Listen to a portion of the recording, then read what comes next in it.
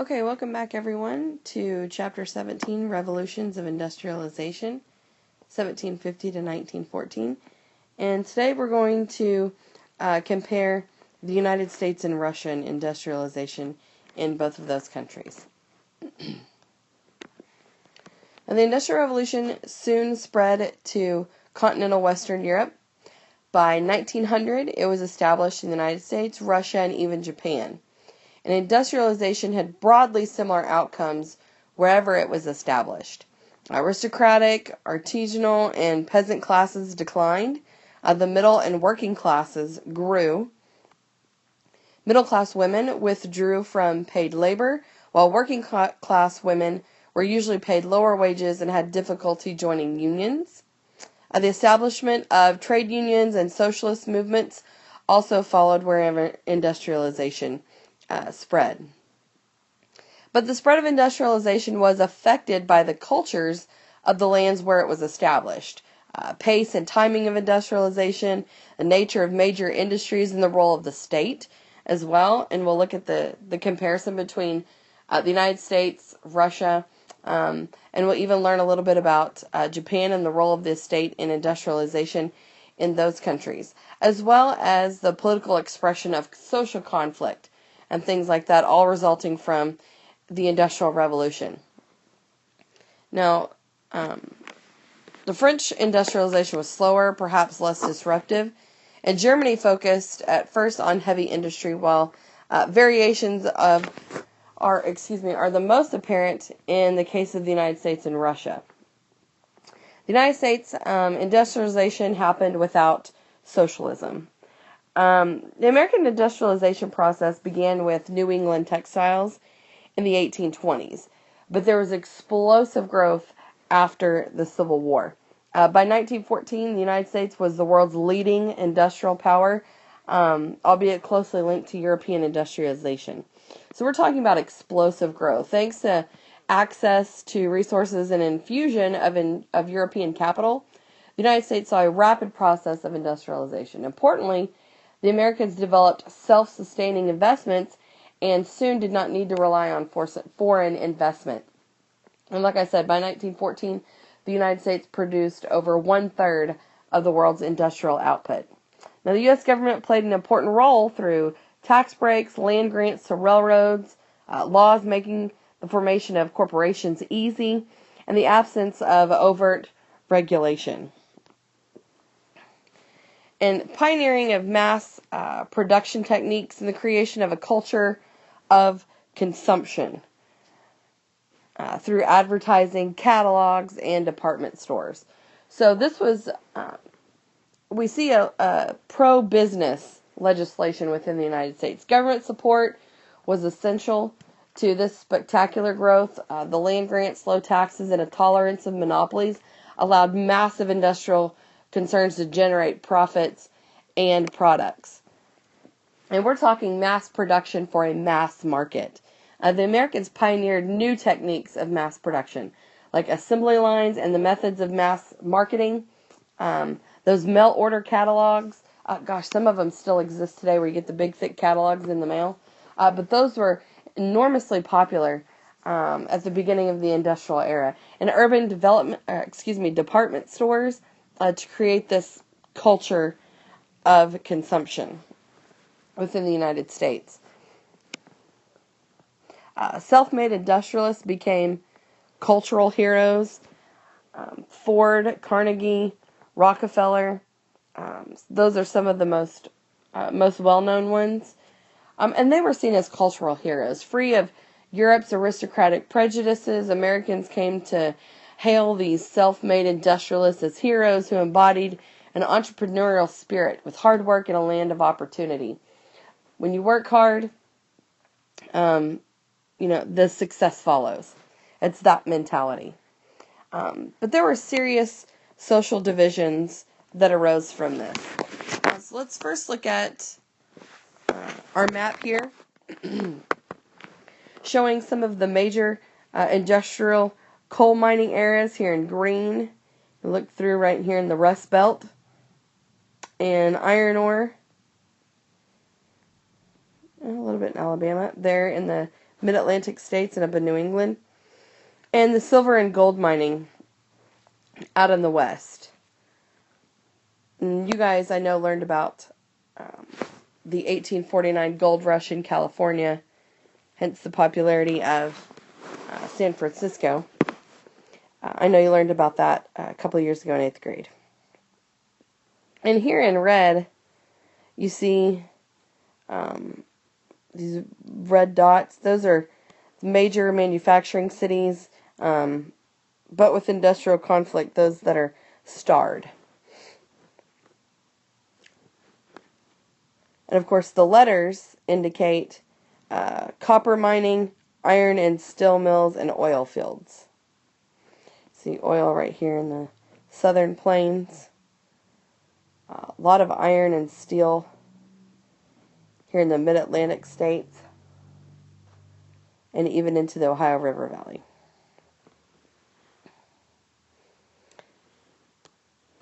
Okay, so like I said, some serious social divisions came from the Industrial Revolution. An increased gap between the rich and the poor began to really grow. Constant labor of the working class, the creation of these huge slums, and a growing labor protest, specifically for working conditions. So we see strikes and class conflict, but weak political organization. Well, there were strikes, like as in 1877. It could become violent with state militias and federal troops being called in, and there were tense relations between the classes. The American labor force failed to organize as a political party, and socialism had a few followers in a culture that admired independence and disliked the idea of big government. But socialism did not appeal to American workers. Why? Well, populists denounced corporate interests, and progressives were more successful, especially after 1900. And socialism was labeled as fundamentally un-American. Conservative unions and racial politics and high standards of living were a large part of the American society. Among the key factors for a weak labor movement in the United States were unions that focused on skilled laborers rather than on the more radical, unskilled workers. Racial, ethnic, and religious tensions among the diverse American labor force hindered class solidarity, and a standard of higher living than anywhere else in the world were major factors in those reasons why. And together, along with the growing white-collar middle class, radical politics found new adherents. And the populists and the progressives are what gained popularity, not socialists. And there were reform movements, such as the small farmers of the populists, who rallied against banks and industrialists and the financial system, as well as major political parties, claiming that they were in the pockets of those that had money. And the progressive also gained popularity, and they sought to reform working, living, and sanitation conditions to make American life better, as socialism in either its moderate or radical form didn't win very many supporters. Okay, let's talk about Russia. So, the United States industrializes without socialism, but Russia industrializes, thus spurring a revolution. Russia was an absolute monarchy, with the greatest state control of anywhere in the Western world. And in 1900, there was no national parliament, no legal parties, no nationwide elections. It was dominated by a titled nobility. Many were highly westernized and familiar with the Western world, but it wasn't until 1861 that most Russians were serfs. And in Russia, the state, not society, usually initiated change. Peter the Great was an early example of transformation from above. This is a complete opposite than that of the United States. Russia was a complete opposite of the U.S. in many ways. It was politically repressive and dominated the titled nobility, who often spoke French better than they spoke Russian.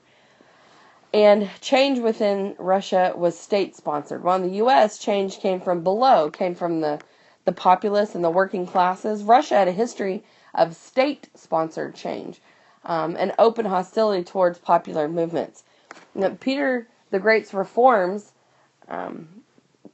in the early 1700s and the 1861 emancipation of the serfs under Catherine the Great after a disastrous Crimean War are great examples of that. So there's rapid industrialization that produces social conflicts, and this began in the 1890s. They focused on railroads and heavy industry, substantial foreign investment, and industry was concentrated in a few major cities. Fewer but larger factories than what was typical in Western Europe.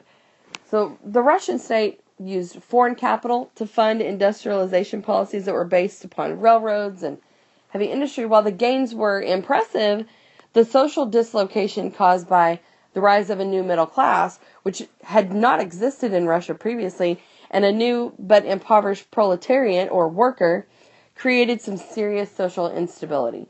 Rapidly built factories and industrial slums created a culture of conflict and confusion within Russia. So it's small but very radical proletariat. While only 5% of the population, the industrial working class lived in very difficult conditions, dire circumstances, and they became increasingly radicalized. And so we see a growing middle class that disliked Russia's deep conservatism, and they sought a greater role in the political life within their country. But they were dependent on the state for contracts and jobs, and they also relied on the state to suppress worker radicalism. So this was a very difficult for the Russians to do. Like I said, the Russian worker class, very small population, but they rapidly, very quickly radicalized in their views because of the harsh conditions, and there was no legal outlet for their grievances. They had no way previously to express their concerns regarding their living and working conditions. And large-scale strikes also did happen. And so then we get to, let's look at this map, and we can see the areas where there was peasant unrest and land seizures, or they took land.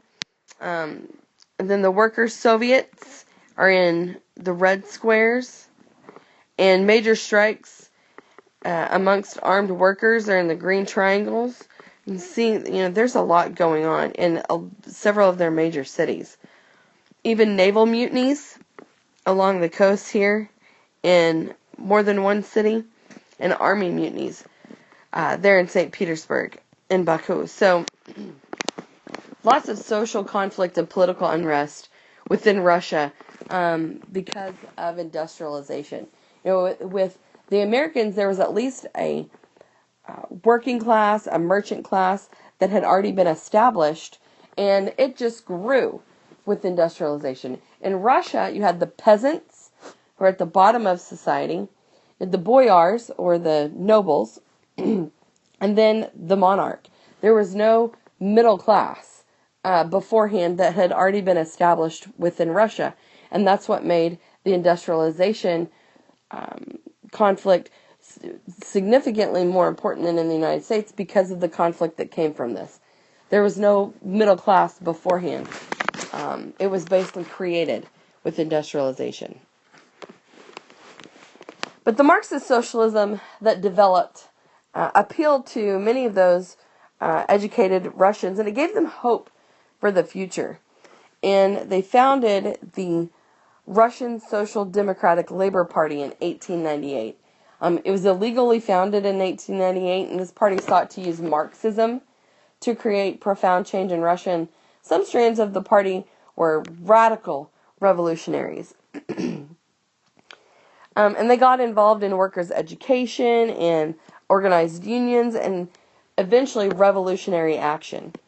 A major insurrection broke out in 1905 after the defeat in a war with Japan.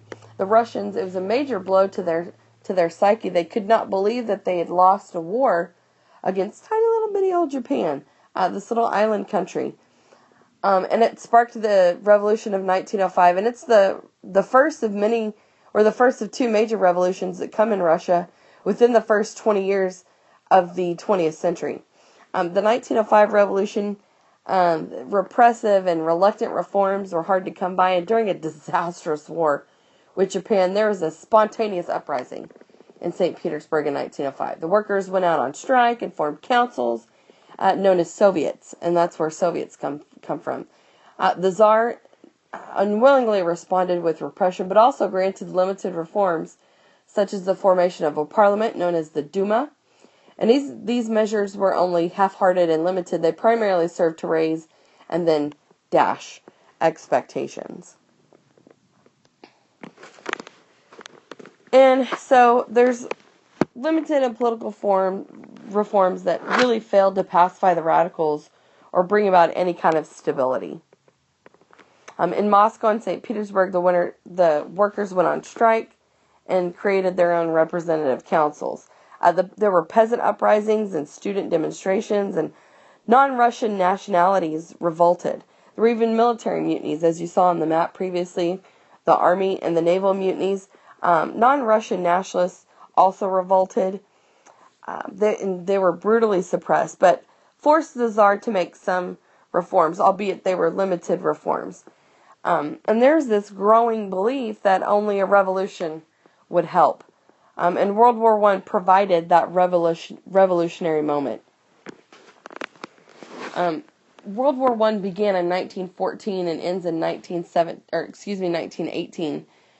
And it really takes the hardship of Russian soldiers, along with this attempted industrialization, for a political revolution to break out. And that happens almost immediately after Russia withdraws from World War I. Revolution happens in 1917. It brought the most radical of the socialist groups to power, the Bolsheviks, led by Vladimir Ulyanov, or otherwise known as Lenin. And so it's the growth of these revolutionary parties. The various revolutionary movements grew rapidly between 1905 and 1917, and then explode in 1917 as dissatisfaction with the state of Russia spread throughout society. And so Lenin and the Bolsheviks come to power in 1917 during another disastrous... that's the last slide. Whoops. During another disastrous war, Russia once again plunged into revolution. And by the end of the year, Lenin, a leader of the radical Marxist Bolshevik Party, was in power and embarked on a grand revolutionary experiment. And so only in Russia did industrialization lead to a violent social revolution. And that concludes our section of industrialization, variations on a theme in the United States and Russia. I will see you guys again for the last section in this chapter, the Industrial Revolution in Latin America in the 19th century.